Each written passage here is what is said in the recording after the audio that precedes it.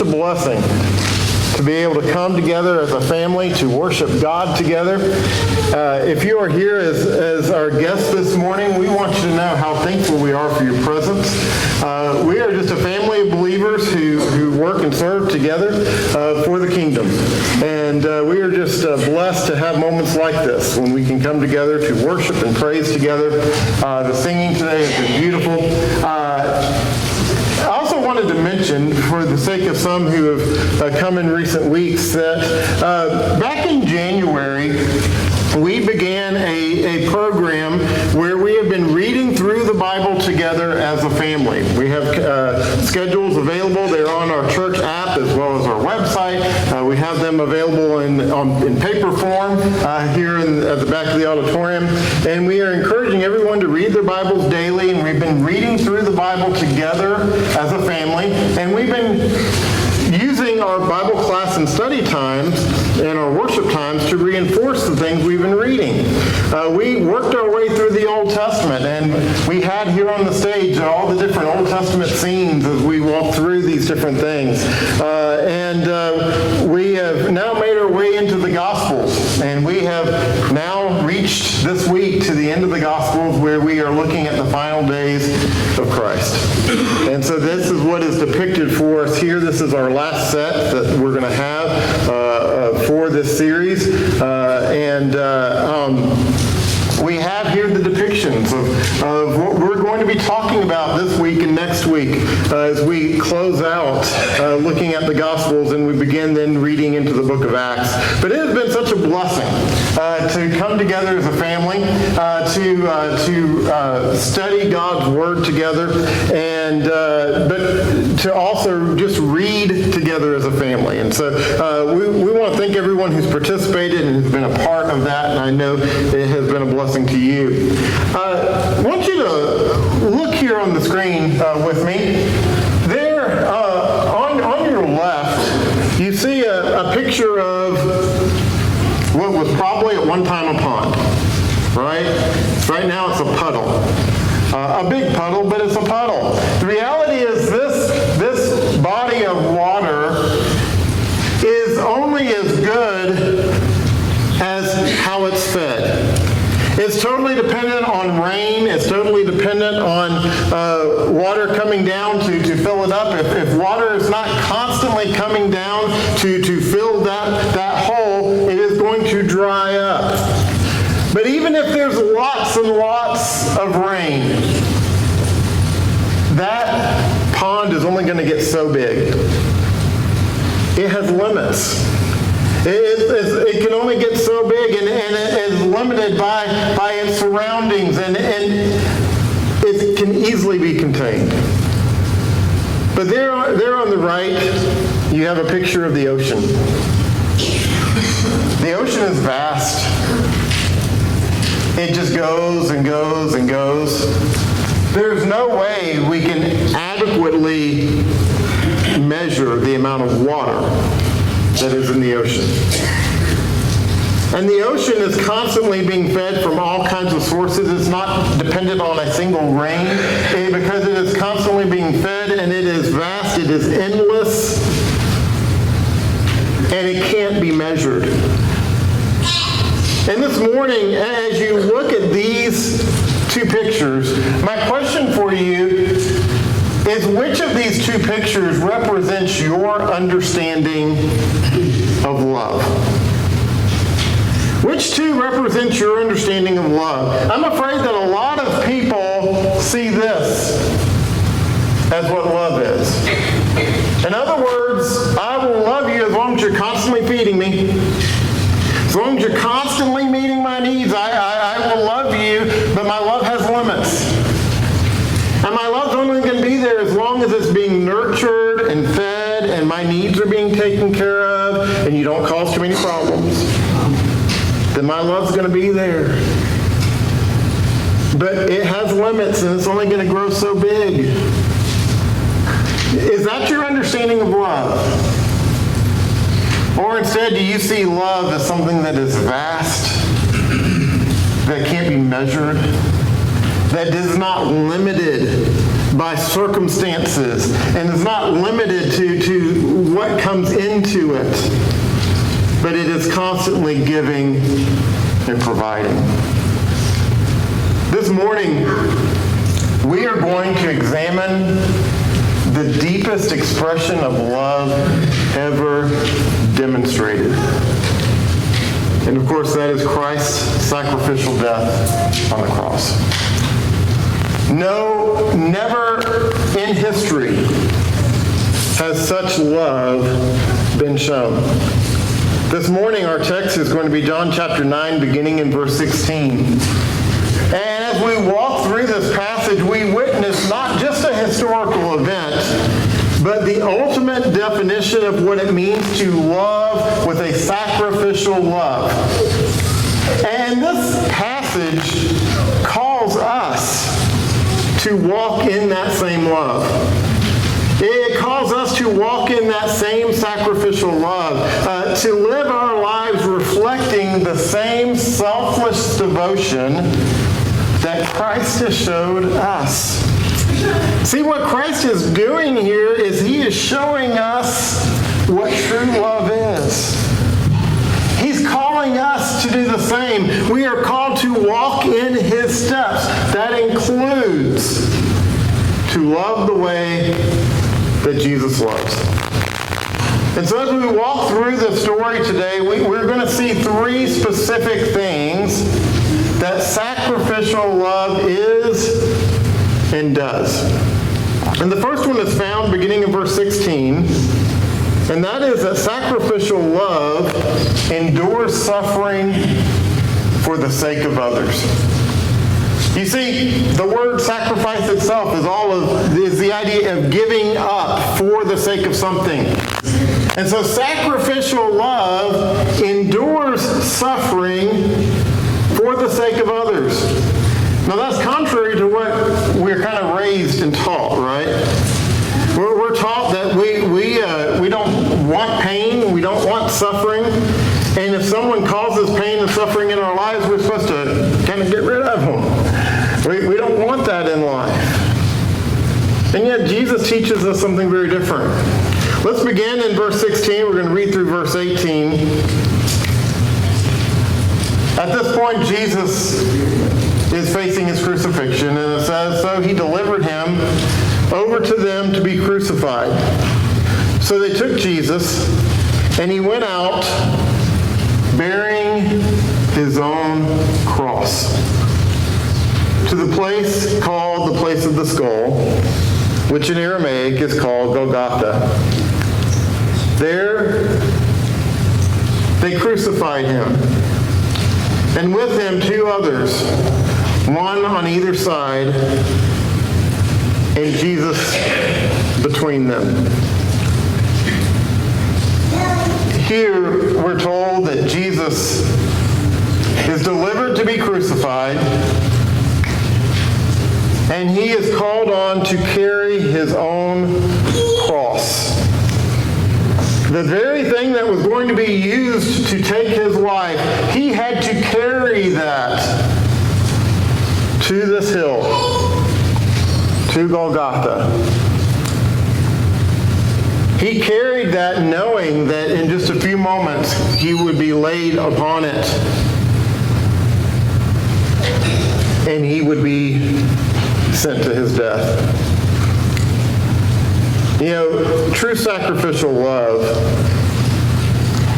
does not avoid suffering when the welfare of others is at stake. The scriptures tell us, Matthew chapter 26 tells us that Jesus could have called 10,000 angels. He could have called them down. He could have commanded them to do whatever he wanted them to do. He could have freed himself from that suffering. He had that ability, but instead he chose to endure the cross for our salvation. Jesus chose to endure suffering because there was a greater purpose. There was something that was bigger than than his own personal satisfaction or his own personal welfare. I'm going to ask Walker if you will, to come up here for just a second. I need you to help me with something.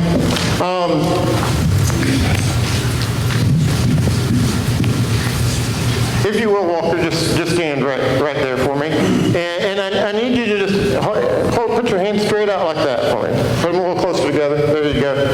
All right. And I just want you to hold these books for me. Just hold them right there for me, okay? And just hold on to them for me. That's easy, right?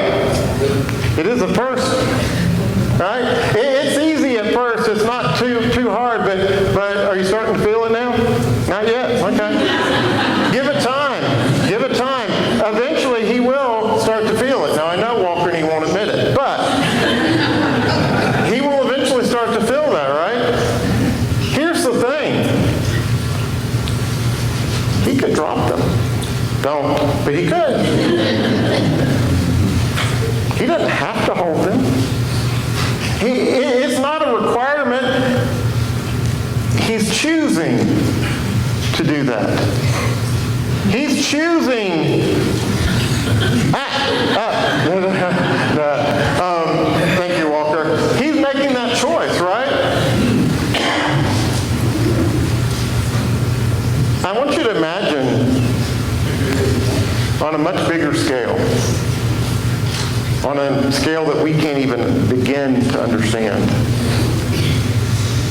Jesus chose to endure the cross when he had infinite power to stop it. He didn't have to. He chose to. And he chose to because it was his Father's will, and he chose to because it was what was best for us. Jesus chose the cross. He chose to suffer for us. You see, that's what sacrificial love does. Sacrificial love chooses to endure for the sake of others. But what does Jesus' example mean for you and I? What does it mean for us? Well, a few examples. Are you willing to endure inconvenience or discomfort or even embarrassment in order to meet someone else's needs? Are you willing to sacrifice your own comfort for your spouse's comfort or your children's well-being? Are you willing to sacrifice and take on difficult areas of ministry in the church in order to meet the need? Mike said today that we have a need for teachers. Not everybody wants to be a teacher, but can you be one? Are you willing to make that sacrifice in order to meet a need that is greater? Are we willing to suffer financially in order to help others who have need? You see, sacrificial love endures suffering for others. Sacrificial love always costs something. It cost Jesus his very life. What are you willing to pay for sacrificial love? But as we read on, there's a second point that we find here, and that is that sacrificial love cares for others even in the midst of personal crisis. Sacrificial love focuses on the needs of others even when we are in the middle of pain, even in the middle of suffering and hurt.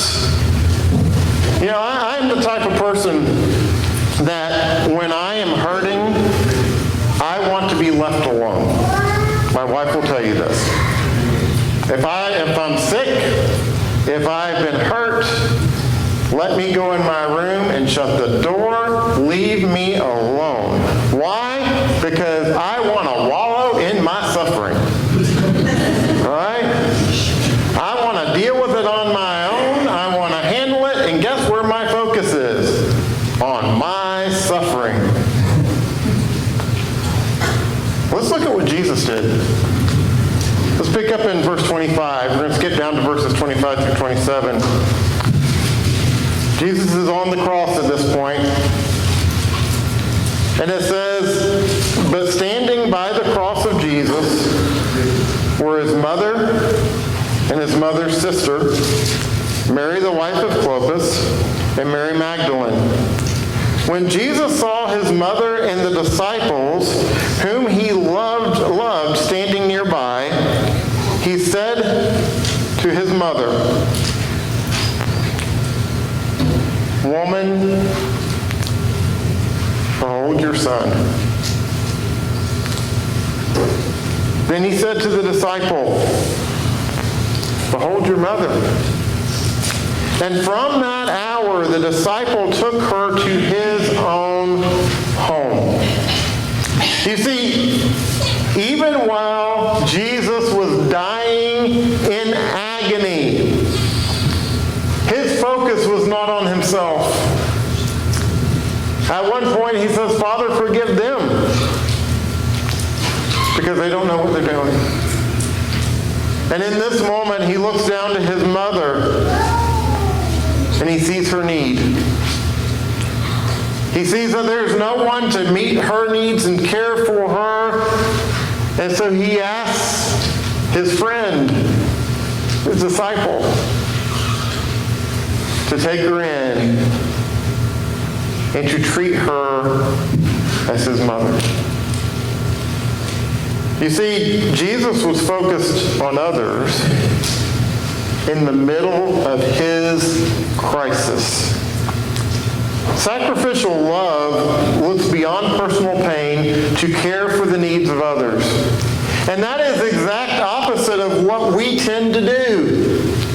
Typically, when we are in pain or when we're in crisis, we only focus on the crisis.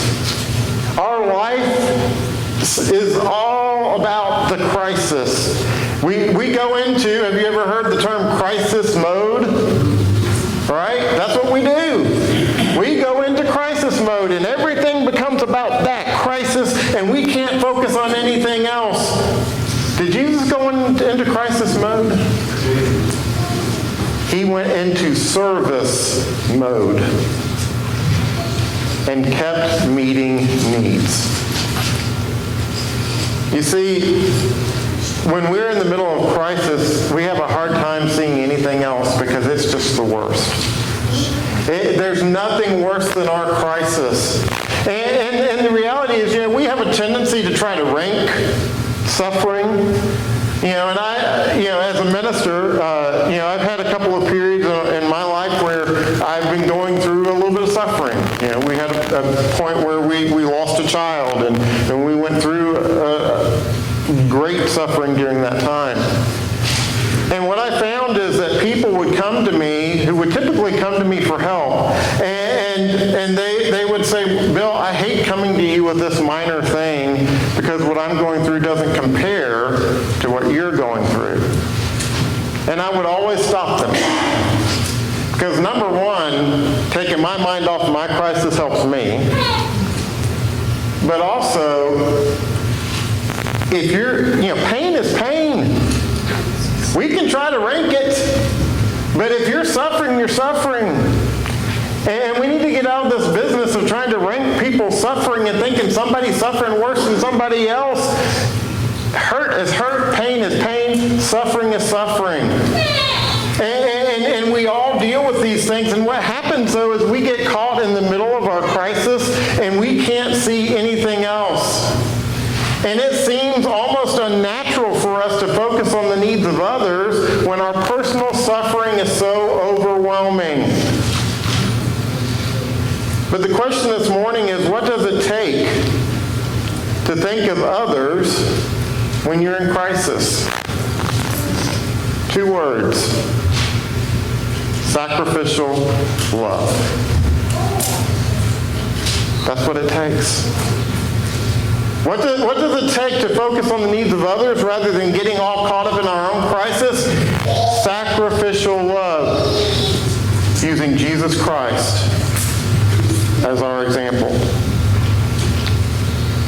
Sacrificial love cares for others even in the middle of our personal crisis. But then finally, sacrificial love fulfills commitments despite the cost. You see, Jesus was committed to bringing salvation to this world, and he was willing to pay the cost. He was willing to pay the cost because of his commitment. Let's read finally verses 28 through 30 of John 19. It says, after this, Jesus, knowing that all was now finished, that the Scriptures might be fulfilled, said, to fulfill the Scripture, I thirst. A jar full of sour wine stood there, so they put a sponge full of sour wine on a hyssop branch and held it to his mouth. When Jesus had received the sour wine, he said, it is finished, and bowed his head and gave up his spirit. Jesus completed his mission of salvation in spite of unimaginable suffering. Why? Because he was committed. Sacrificial love keeps commitments even when the cost can become overwhelming.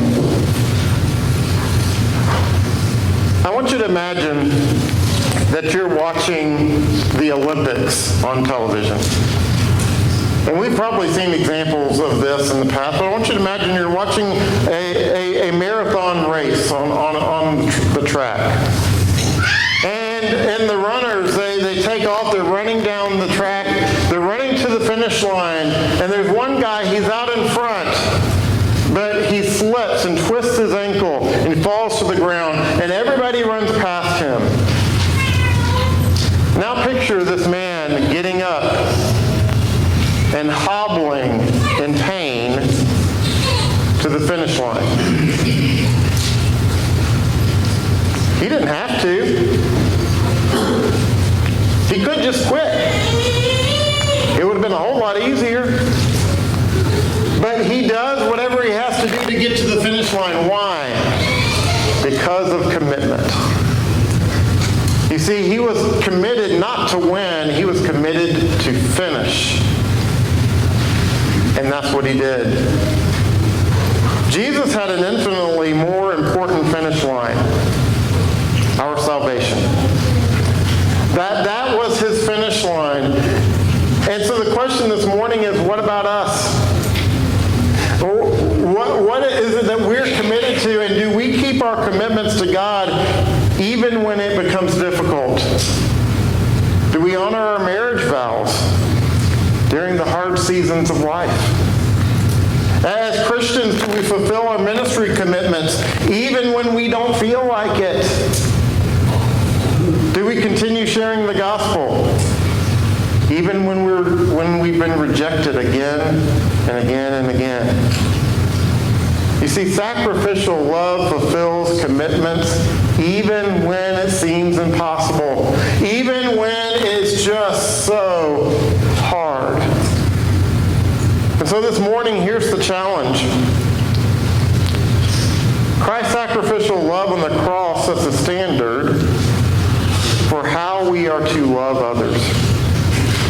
It sets the standard. He shows us what it is to love those who are around us. He shows us how to love our family. He shows us how to love our church family. He shows us how to love our neighbors. He shows us sacrificial love. And he calls us to endure suffering for the benefit of others. He calls us to care for others even during our own crisis. He calls us to keep our commitments regardless of the personal cost. And so this morning, as you look to the cross, what's a specific act of sacrificial love that God is calling you to today? Think of something specific that you know God is calling you to. It may involve a family member. It may involve someone in this church family. It might involve somebody in our community. But what act of sacrificial love is God calling you to? Because the cross wasn't just about Jesus dying for our sins. It was about showing us how to live. Jesus died so that we can live. Jesus showed us, in Jesus dying, Jesus showed us how to live. And so when we walk in sacrificial love, we become living testimonies of the gospel. And we draw others to the one who first loved us sacrificially. You see, at the end of the day, it's all about sacrificial love. This morning, do you love with a sacrificial love? If not, look to the cross and let Jesus be your example. If you're subject to the invitation, we invite you to come.